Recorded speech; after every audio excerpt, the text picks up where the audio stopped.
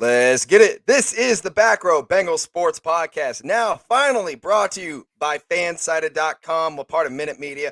Thank you guys all for allowing me to get to a following where I can get a partnership, and we are with fansided.com. We're so excited to be there. This is our first podcast doing it, and who else would I rather have on than the Iceman himself, Jeff Strawberry Ice, Cincinnati Sports with Strawberry Ice. Welcome to the Back Row Bengals podcast. Your first Back Row Bengals podcast, but not the first time we've been talking together. How you doing, man? Good, man. I appreciate it. I'm glad to be the first guest on your new venture you're doing here. This is awesome. I'm very excited for you. This is great. I wouldn't have anybody else. And you just got off your podcast a little bit earlier. What's that called so everybody can find you? Sports with Strawberry Ice. Sports with Strawberry Ice. And I'm assuming everybody that's following me has to be following you, because I would hope so. Listen, if you're a Bengals fan or you're Bearcats fan or a Cincinnati fan and you do not follow the Iceman, you don't follow Strawberry Ice, you don't follow Jeff, big mistake. You need to go follow him right now. Go follow him. Exactly. We talk Bengals, Bearcats, Reds, all kinds of stuff. Everything. And we are going to get to, I would say, the best part of the weekend. Let's go to Sunday, 1 o'clock at Baltimore. The Bengals go in and absolutely deliver an ass whooping to the Baltimore Ravens, something we haven't seen in a very long time. Jeff, what was your first reaction to right after the game? Give me everything. My first reaction was, holy crap, we just kicked the Ratbirds' ass. And then my second reaction was I went and did a victory lap around the bar that I was at. So if anybody follows me on YouTube or Facebook or Twitter, I like doing victory laps around my neighborhood. So I did that. I did that when I got home too. So I did 2 victory laps. That's how excited I was about this game. But dude, they went in there, and I'll be honest, Josh, I thought they were going to go. I thought they could win, but I thought it was going to be a 1-2 score. May win by a field goal. Yeah. I didn't think we kicked their ass. I mean, we kicked their ass. We shut Lamar Jackson down, which that part didn't surprise me, because we did do that last year in the first game against the Ratbirds, but our offense sucked last year. Right. And Jamar Chase, I'll hold my hand up. I was Team Chase all day, every day. That boy is a baller. He has more yards than anybody in NFL history. Do you believe that, Josh? History. It's incredible. Unbelievable. Incredible. And I heard this today. Somebody asked me, I was on a podcast last night, and somebody asked me, do you think it's not a complaint, an insult to Jamar Chase that people are comparing him to Randy Moss? They're saying it's an insult to Jamar Chase that they're comparing him to Randy Moss. That's how highly everybody is thinking of Jamar Chase. That's how good everybody thinks he is. Absolutely incredible. That's phenomenal. A new one on me. Randy Moss in my lifetime is now stats wise, I hate to say it, but Jay Rice is the greatest of all time. But that I've seen athletically and just you couldn't stop, Randy Moss. They have a segment called You Got Mossed, because there's a reason for that, because he would moss you every time. Moss his ass. Yeah. So if you're comparing, if Jamar Chase can get any comparison to Randy Moss, and they're saying that's an insult to Jamar Chase, wow, that's a new one on me, man. Yeah, they're putting Jamar Chase, they're putting Joe Burrow, they're putting him in really elite company. You got the Joe Montanas, you got Jamar Chase with Randy Moss. It is absolutely incredible. It's just something we haven't seen, and something that Lamar Jackson hasn't seen is 5 sacks. Exactly. How well did this defense play on Sunday? How good were they? Josh, this defense played tremendous, and the good thing, and I was just saying this on my show earlier, is that the defense did exactly what they're supposed to. Nobody did any more than they were supposed to. Everybody kept the gaps, kept Lamar in the pocket. There's only one time he really ran, and they didn't get that far. I think he got like 7 yards or something like that. But that was it. I mean, there was a play that I got to give to Sam Hubbard, and Sam Hubbard went past him, and then all of a sudden Lamar kind of steps up. So Sam puts the brakes on and jets back down to him and sacks him. Yeah. I mean, Lamar Jackson had an opening to run, and he didn't. That's how messed up Lamar Jackson was. And Sam still got him on the ground. So that just goes to the motor that everybody on this defense has. They don't stop until they get to the ball. Yeah. Yeah. And right. And you think, I mean, that's a lot of years of us not even seeing that. I mean, I remember the years of Carlos Dunlap, and as much as I love Carlos, he would admittedly take plays off. You don't see that with this defense. You don't see that with Trey Hendrickson. You don't see that with Sam Hubbard. You don't No. see that with Larry Ogunjobi, who had Obi-Wan Kenobi. one of his best games in his entire career. If you go to the Brian Baldinger, the All 22 that he does the breakdown of Ogunjobi, it's immaculate because I mean he really is a no-name guy. It's an interior defensive lineman. I know that from high school. I mean, I was making all the plays, so my name was all over the place. But that being said, toot, toot. Yeah, I was just saying, I'll toot my horn. Hey, it's my podcast now. I can toot it whenever I want to. Jack. Exactly. I'll toot it whenever I want to. But I mean, this defensive line, it just had to be the story of the day. Now that goes back to, I mean, how good were the linebackers, and then how good were the secondary? I mean, this defense altogether. Well, one thing, how many times have we complained the last couple of years about the Bengals not making tackles? Yeah. Yes. Yeah. They're making, and then it's not just one guy. It's 2, 3, 4, 5 guys. They're all going to the ball and making sure that guy who's got the ball is getting on the ground. Yeah. And it's usually the first guy. If it's not the first guy, the second guy gets them.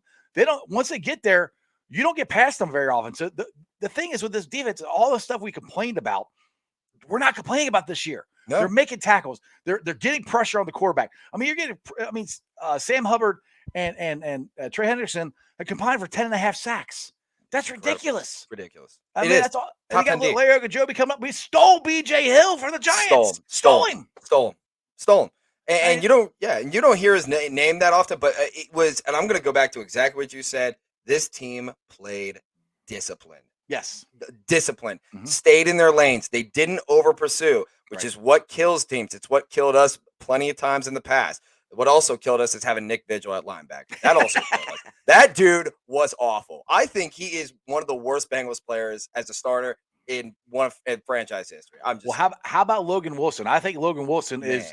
I think he's on pace to get his first All-Pro. Oh, I kind of said this on my show. I said I don't know if he's going to. He's not. I'm not saying he's going to be Ray Lewis or anything like that, but he's going to be up there. He's going to be something to contend with the years to come. But I thought Lamar was supposed to show him up. I thought Lamar was supposed to run all over. I thought Lamar was supposed to pass for 8,000 yards on that game. Yeah, that didn't happen. Oh yeah, well, you had the whole blowing up of what Logan Wilson said the week before, where he said he's a running back that plays quarterback. Which, look, Lamar Jackson is an elite athlete. If you put him at running back, he'd be great at that. If you put him at wide receiver, he'd be great at that. The thing that I've kept saying, and I was backing off of this a little bit toward the end of last week, is I said the way to beat Lamar Jackson is to make him throw the ball. Mm-hmm. You got to make him throw the ball. I said, because he's not that accurate. Now, this year, he's gotten more accurate. I'm like, well, it might not work, but I'll still take my chances on making him throw the ball. Sure. Make him throw the ball. He hit a bomb to Hollywood Brown. That was it. It's a hell of a throw. Oh, the hell of a throw, hell of a catch. Yeah. But that was really it. They didn't do anything else, really. No, absolutely not. And that just goes to, I mean, we played there's something that is starting to actually come up, and everybody's starting to notice it. Everybody's starting to notice the Bengals now. A lot of people weren't talking about them until now. But the unity of this defense and the unity of the team altogether, and they're not playing hero ball. They're not over pursuing. They're not overextending. They're not blitzing to go get the tackle. They're blitzing to fill their lanes. And that's exactly what stops the Baltimore Ravens, is a disciplined defense. And that's exactly what they did. And I mean, you kind of nailed it on the head. I mean, Lamar Jackson, he's an elite athlete. It is what it is. We're going to have to be dealing with him for quite a while. But I got to say, I mean, he's not going to go anywhere. But I got to say, now this game right here showed me that who's got the best quarterback in the AFC North, and that's the Cincinnati Bengals. Absolutely. I think we got a question here on Twitter. Yes, we do. We have a question from Harambe H. Hude, or here, let me read. H. Hude 69. Hilarious name. I love that. What do you think is the weakest position on the team? It's a great question. It's a great question. I mean, I would just talk about how I don't think we need to go out and get one of these guys, but there really isn't a big weakness. But if I have to say one, I would have to say cornerback. That's the one I would have, just because. I would agree. And nothing against Eli Apple. I think Eli Apple has played really well the last couple of weeks. Yeah. But if you are looking for a weak spot, it's that and then the offensive line, maybe the backups. But right now, the way everybody's playing, there really isn't too many weaknesses. What do you think? Yeah, so I mean, it's a great point. And with the trade deadline coming up, that's something that we need to discuss. That's why it's a really good question and a phenomenal Twitter handle. But I would absolutely go with cornerback. I mean, Eli Apple. I mean, both we both kind of agreed he's played past his potential. Like yes. he's played past it, and Mhm. and I think that's with the rest of the defense stepping up around him. Well, the Now, thing is, he was never brought here to be a starter. That's what I no, try no, it wasn't. try to get tell everybody. It's like he wasn't brought here to be a starter. Yes, he's getting starter reps because Trey Waynes. I always say Henderson. Trey Waynes hasn't been able to stay healthy, and people get on Trey Waynes about this. And I said this on my show. Look, he's getting injured. It's not his fault. I mean, it happens. It sucks. But luckily, Eli Apple has stepped up in the last 3 games. I mean, and we're looking really good. I mean, hopefully, I know you, me, are Bearcat fans here. Hopefully, the Bengals somehow figure out the way to get Sauce, and he could be our corner next year. But I got a feeling we're going to be picking too late to get him. It's gonna really. I mean, I really. That's starting to. I'm starting to look at that. It's like, okay, now we're starting to drop in the draft order. Ah, man, if we could get Sauce and he can have the same ovation that Sam Hubbard did on the Thursday night game, chills Exactly. run through my body. Exactly. I would say also another position that I would love to see is another edge rusher for the pass rush. Sam Hubbard's great on the run. He's one of the best run edge rushers in the game right now. On the pass, he's a little bit more middle of the pack. He's gotten better this year. He's gotten better. He's gotten definitely 100%. He's gotten better, and him and the tandem of Trey Hendrickson definitely works. I would like to see another one for pass rush specific. The thing is, people ask me that on my show all the time. It's kind of like they're not just out there on the street. You know, these guys. No. There's guys that are available, but are they better than what you have? And that's kind of the thing. Right now, we got some going pretty good, and this goes to just think how good this defense would be if Joseph Osai didn't get hurt. Oh my God! Exactly. That's the scary part. Right. If Osai was still playing, I mean, where would the hole be on this defense? And this is a defense that really, before the season started, I said, if this defense could at least be, and I think you and I talked about this, this defense could at least be middle of the pack. Yes. They could be middle of the pack. This team's going to be really good. They're top 10 right now. This defense is top 10. This defense is top 5, maybe. Top 5. Get closer to top 5. I mean, and that's the thing. And that's the thing, Josh, and for this team to go as far as we want and to have special seasons. And I kind of said this about the Reds too. I said, we have to enjoy this. Things have to happen that we didn't expect. Like the Reds, we didn't expect the offense to be that great. We expected the front office to go get some help in the bullpen, which they didn't, and that's kind of why the season came crashing to an end. But this team, we didn't expect the defense to play this good. We expected the offense to play as good as it did Sunday, but that's the first time we've seen them play that good. Hell, we might put 50 on the Jets the way our offense is rolling. So when you have something unexpected happen this good, that usually leads to better things. I'm not saying Super Bowl, but I'm saying, hey, we might get our first playoff win. I'll take that. Yeah, You've never seen a playoff win. Never. I've never seen a playoff win. That is 100% correct. And I was at the playoff game against the Chargers, at the playoff game against the Steelers. What just the most depressing walkouts I've ever had. Yep. I don't even know which one was more depressing, but I will say this. Oh, mine was the Steelers. The last game of the Steelers. I thought, I've told this story on my show before. We were at my neighbor's house watching it, and my son, Prince Ice, that's what I call him. He came over, Sea Dog, and we're watching the game, and we got that touchdown. And I look at him, I go, "Oh my God, we're gonna win a playoff game." He goes, "Shut up! Don't say that!" I'm like, it's your fault. It's my fault. They're it's like your right fault. after that, all hell broke loose. Like, son of a. Oh. That's you. That's on you. Got to own that. It's on me. I'll take ownership of that. But I was in shock. Like, dude, we're gonna win. Yeah. So, and just going from that high of oh my God, we're gonna win to what the hell happened? That was the worst one for me. It was terrible. It was awful. All of it was awful. But you did provide for me an incredible segue. So let's take a look at the AFC North. Let's take a look at this playoff picture, and let's take a look around the AFC. Right now, your Cincinnati Bengals are the number 1 seed in the AFC. They're the number 1 in the AFC North. The division runs through the jungle. When was the last time we could say that? And Mo Egger was talking about this a little bit. Is that with these older playoff teams, it didn't feel sustainable. And I was like, yeah, that those teams didn't feel sustainable. It always felt like it could break at any moment, or there was a ceiling to that team. This team, it doesn't really feel like there's a ceiling. It doesn't feel like this isn't sustainable. It feels like this is something that can go on for a while. And we feel that way because of one guy. the one right behind me, Jackpot Joey Burrow. Yes, sir.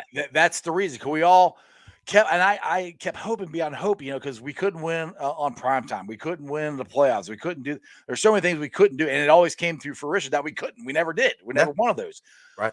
But Joe Burrow is a difference maker. I mean, there's a reason people are comparing him to Joe Montana, who I can't stand. He played for the Sucky Niners and beat us twice. But I'll take the comparison all day, every day. Now, Joe, he got talked about. They asked him about that in his press conference after the game, and Joe Fash, he rolled his eyes and let's relax on that. Let me be me, and that's what I love about Joe. Mm-hmm. He doesn't think that way, but he's the reason people want to come here. He's the reason we have Riley Reef. He's the reason we got a chance to win these games. He's the reason we feel this way, because if all else goes bad, give the ball to Joe and let him cook. Let him go do something, make a play. Let him go. Let him go. And right. And this it started with him. And then after that, it started to branch out. And another guy that has been here for so long. Stop it. That's my dog. Trying to get into the studio. That is my bedroom. It starts out with Joe, and then it just trickled on down. And then, I mean, you want to talk about somebody that's been here for a long time. I mean, he's the only one still here from that 2015 draft class. CJ Uzomah, man. CJ Uzomah. That dude, he is a dude. He can, not only can he back it up on the field, he does it in the locker room, he does it in the press conferences, and you feel his energy. You feel it. Yeah. It radiates off him. And he's a great guy. He's a phenomenal guy. And I think he's one of these glue guys that keeps this locker room together. And I think there's a lot of that in this locker room. Mm-hmm. They like each other. They love each other. They really are pulling for each other on what you're moving forward in the season. And just want to get on you, CJ. Uzomah. That's the way I say it. We need, when he catches passes, we need to go ooh. Yeah. Why don't we do that? I don't know. I'm trying to get it going. But last year on my show, people, after CJ got hurt, everybody's like, "Oh, we gotta fix the tight end spot. We gotta fix the tight end spot." And I kept saying, "Dude, did you see it? I know it was only 2 games, but did you see the chemistry that him and Joe had?" Mm-hmm. I said, "That's pretty good." I mean, for 2 games, I was pretty happy with that. Now my dog's barking, but I was always, if he comes back healthy, I said, I think we're pretty set as far as our number 1 tight end goes. And CJ has stepped up. And dude, Bengals captain said this on my show yesterday, and I completely agree with him. CJ is a guy you'd want to go pound beers with. Exactly. A great guy to hang out with. That's my profile header. Is him slamming a beer after the win against Jacksonville. It's perfect. Yeah, exactly. No, 100% agreeing. I mean, you nailed it on the head. All right, we got way away from the topic that I wanted to get to. Go ahead, man. Sorry. Yeah, but this is I do that. I just start rambling. No, this ain't just you. This is both of us right here. This is what it happens on your show all the time. How many times we do that on your show? We just start rambling. It's just because we're a couple of guys. That's why CJ Uzomah needs to come on this show. No, he's gonna come on my show first, and then yours. No, I'm kidding. All right, whoever gets him first. Well, if you get CJ, then I'm your guest. If I get CJ, then you're my guest. Let's do it, bro. Let's do it, brother. All right, so let's take a look at the AFC North here. You got 2 of your wins. We're 2-0. You got 2 of your wins at Pittsburgh, and you got it at Baltimore. You have the Browns after the Jets this week. You got the Browns at home. They are banged up. You don't know who's playing quarterback. The Bengals are pretty much set up to win the AFC North. If they can go and they can beat the Cleveland next week, I think it's pretty much wrapped up. You got your 3-0. 2 of them are away. I mean, absolutely. Where are you going to take your loss? And then also next week, Pittsburgh plays Cleveland. The question I want to ask you is, who should we want to win that game? Bengalorian tweeted that out, and he said, we're going to root for Pittsburgh. No, hell no, I don't want to root for Pittsburgh. But in the grand scheme of things, we should. But I mean, like you said, if we go and we beat the Clowns, it's just about wraps it up. They still got to go win, and it's not over yet. But if you're 1-0 against every single team in the division, which only one left to beat is the Clowns, and I think that's very beatable. For the team and for the Bengals, yes, I would say we root for the Squealers to beat the Browns. But like you said, we're about to play the Jets, and I said at the beginning of this podcast here, I think we could put 50 on them. I mean, I really do. I don't know if we're going to or not, but that's the way this offense is playing. If the Patriots can do it, and they got Joe Flacco as a quarterback. They just picked him up. So how good is he going to be? Is he elite? Is Joe Flacco elite? It all goes back to that question. It all goes back. He had one good season. He had one great season. He did. I'll give it to him. But after that, no, he's not elite. He's never has been elite. He had one really good season where he got paid. He cashed it in. Good job for Joe. But no, he was never elite. But then elite. going into the Browns game the week after that, they are banged up. They are, but I gotta give it to the Browns. I hate to do this.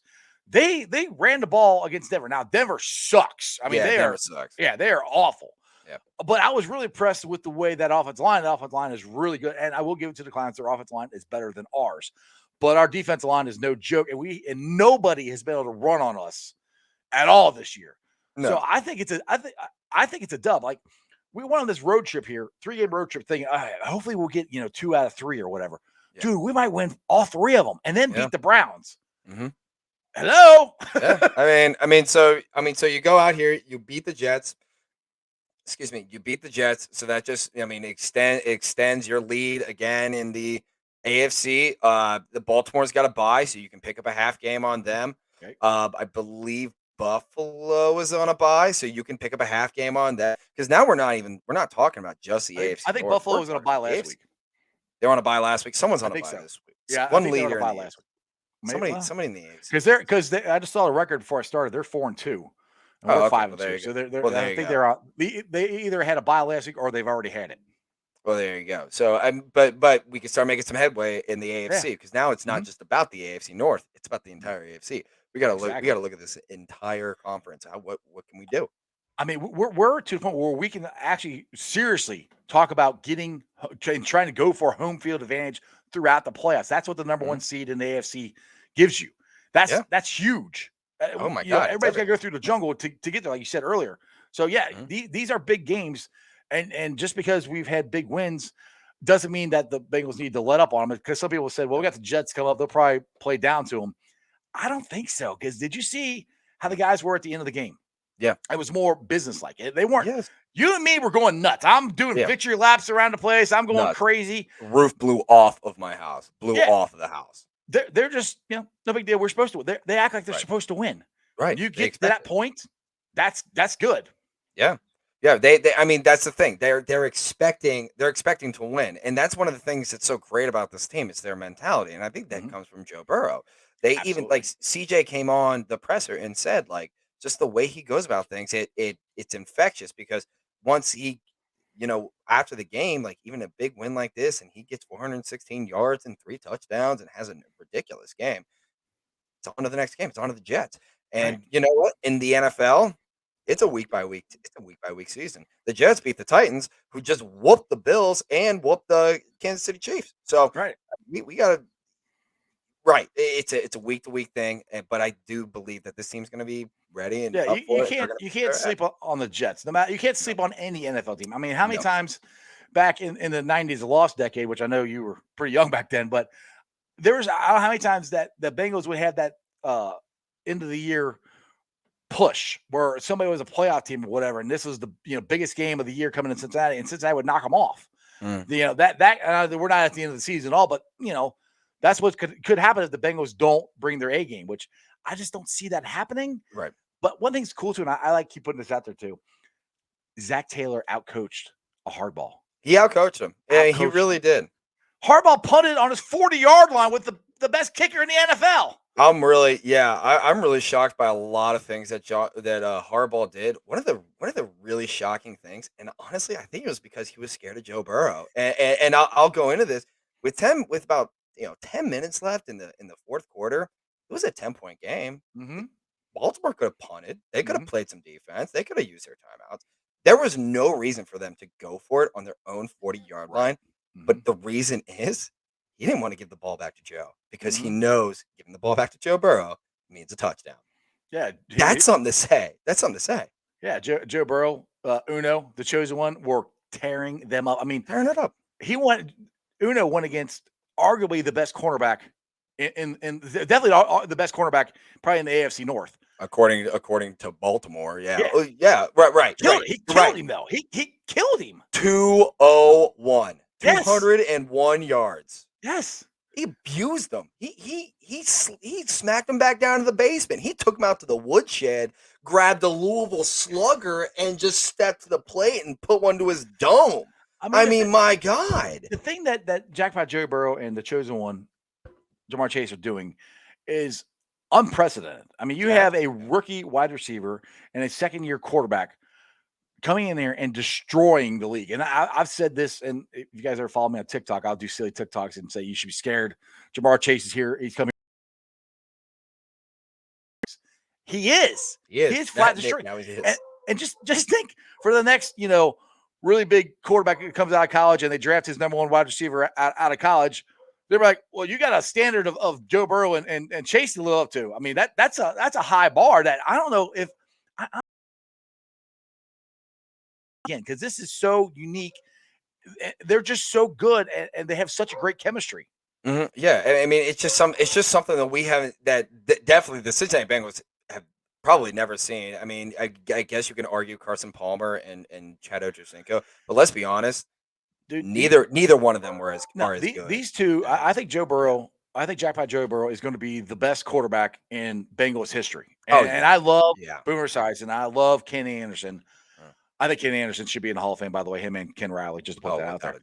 But there's another level that I still don't think Joe has even hit. I don't think Jamar has hit his level yet. I think because we're only 7 games into Jamar's first season. Joe Burrow just passed. I think he played his 17th game.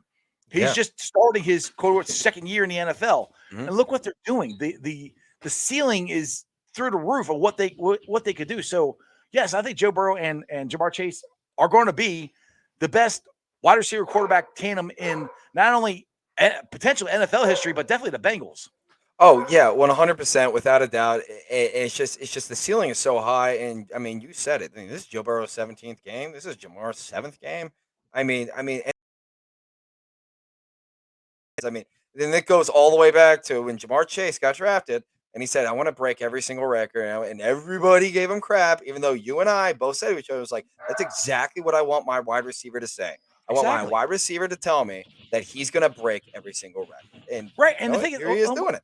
We said it on my show when you were on there. I said, and he's not coming across cocky. I don't think he's just like, that's goals. I want to break every record. I want to be the best wide receiver. And because I think Randy Moss interviewed him on Sunday, and he's got that chain that says the chosen one, number one. And why do you wear that? He goes, well, everybody in my family's number one. We all strive to be number one. And the way he says it, I mean, the way Baker Mayfield says crap, he sounds like a cocky little SOB. Yeah. The way Jamar and Joe, they can say the same thing, but it sounds different. Now, it could be because I'm a Bengals fan and not a Clowns fan, but I think they sound different. Baker says it to make you believe him. Joe and Jamar don't care if you believe them. They believe in themselves. I think that's the difference. Actually, that's an excellent point. I mean, when you look at the quarterbacks in the AFC North and you look at Joe Burrow versus Baker Mayfield, and I have to argue with my friends all the time because they're all Browns fans, which is ridiculous. But before this season, it's Joe Burrow versus Baker. But now during this season, obviously it's no competition. But that being said, you brought it up, and it's like Baker kind of says all the right things. He acts like he's this tough, go out there and I'm gonna put the city on my back. Joe just does it. Yeah, he doesn't say anything. He just does it. Right. He just does it. That's it. That's the same with Chase. They just do it because they just do it. They're good. They know they're good. When you're at that level, you're good. You know you're that good. You don't have to talk it. You can let your game. So obviously I studied education, so I got to give you an education related question here. If you had to give Zach Taylor a grade and you were his teacher, what would you give his grade for this game? Oh, for this game? Yeah, just this game. Let's go just this game because if you look at just a game overall, you look at basically mostly play. Honestly, for this game, I'm giving him an A because an A? I think this is the greatest game that he's had as far as the Bengals head coach goes. Mm-hmm. And it's the other thing I said on my show. I think last year when they beat the Squealers, I think that changed the narrative for the Bengals in their own head. Mm-hmm. We could beat them. We could beat these guys. They beat them without Joe Burrow. They beat him without how many guys are on IR? Ryan Finley. Yeah, they beat him with Ryan Finley. Ryan Finley, man. That goes to Zach on, okay, what I'm doing when I scheme stuff up right, it works, you know? Yep. Now go roll around to this year, and you're going into the Ratbirds game, and everybody's like, all right, this is a prove-it game for the Bengals. You know, prove-it game for Zach Taylor. You're going against Harbaugh, one of the best, quote-unquote, coaches in the NFL, yada, yada, yada. And we whooped their ass on all phases of the game. Defense, offense. Special teams still could get a little better. But that's where, I think it's an A. I'm not saying A plus or anything, but I think it's an A. It's definitely a B plus to an A is where I'm at. I mean, I hope it gets better, you know, but that's where I'm at with Zach. Yeah, no, and that's a great point. Absolutely. I mean, this is absolutely 100% Zach Taylor's best game that he's ever had. Best game. It's bar none. And, you know, and I also agree that it started with that Steelers win. But, I mean, when you look at the game like this, and I'm not going to lie, I lost my train. Okay, I got it. When you look, I don't want Ravens fans to kind of take this the wrong way. I'm not trying to, like, turn this into an insult. But the Ravens play a style of defense that's very arrogant, which means they're blitzing all the time. And if you watch games with Joe Burrow in them, he even said it, you can't zero him. You can't zero him. You can't blitz him. And when Baltimore kept coming out and they're filling the A gap and they're coming. Okay, let's not keep going with that because I'm gonna get a GIF coming back and forth. But they kept blitzing and blitzing. There we go. We kept blitzing and blitzing. I knew it. I'm like, they're not going to be able to stop them because our receivers are way too good and our offense is way too good. So, and Zach Taylor knew going in that the Ravens were going to come out like that, and he schemed up a great plan in order to do that. So, I would say I'm going to give Zach Taylor an A-. Great game. Always got room for improvement. I mean, I'll one up. I mean, that's a great point, and because Joe Burrow statistically is one of the best quarterbacks this year against the blitz, against the zero blitz, and the Ravens knew that, and they're like, and I go with your arrogance. They're arrogant. Oh well, he's good, not against us. He can't do that against us. Yeah. Bull bleep, he did.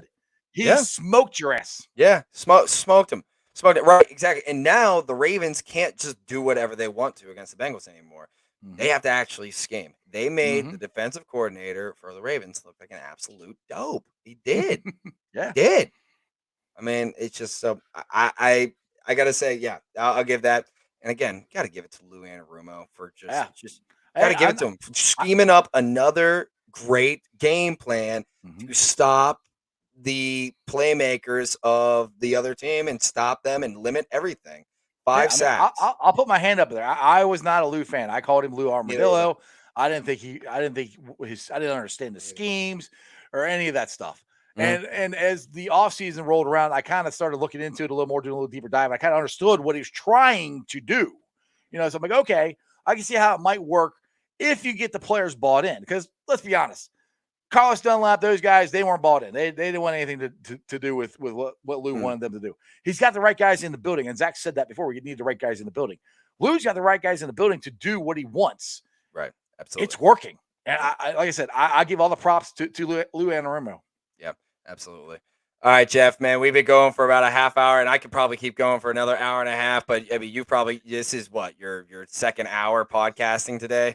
Yeah, something like that. Something like that. That's why I'm drinking a lot of water while I'm talking to you. Man, you've been just workhorse, man, workhorse. All right, Jeff, tell all the people how they can find you, brother. Well, you can follow me on all my social media platforms, all under Sports with Strawberry Ice. I'm on Facebook, Twitter, and Instagram, and then the YouTube channel. Same thing, called Sports with Strawberry Ice. Make sure you go there, you subscribe, you hit the bell for notifications. Follow me on Twitter. Like I said, I'm on TikTok. Pretty much wherever you have any social media. Oh, yeah, I'm also on Instagram, all under Sports Strawberry Ice. Check it out. All right, Jeff, man. Thank you so much. Always so much fun. I can't wait to have you back on. Absolutely. Appreciate you, brother. Who day? All right, who day? See you, brother. All right, that was Jeff from Strawberry Ice doing Cincinnati Sports with Strawberry Ice. Great guy. Love him. Every time I see him, he's always been super nice. So go give him a follow. I am going to head on out. We went 30 minutes today, which is great. I love going 30 minutes, able to talk to Iceman. And he was really great. So we'll probably end it right here. I got to go feed my dog. You've probably been hearing her clawing at the door for a minute and a half. So I'm going to go do that. All right, y'all. This has been the Back Row Bengals podcast, brought to you by fansided.com. Every single one of you made that possible, by the way. And from the bottom of my heart, I'm very, very thankful for you guys. Thank you so much. Let's keep moving. Let's keep building. Thank you guys so much. All right. It's time to end the broadcast. See you guys later.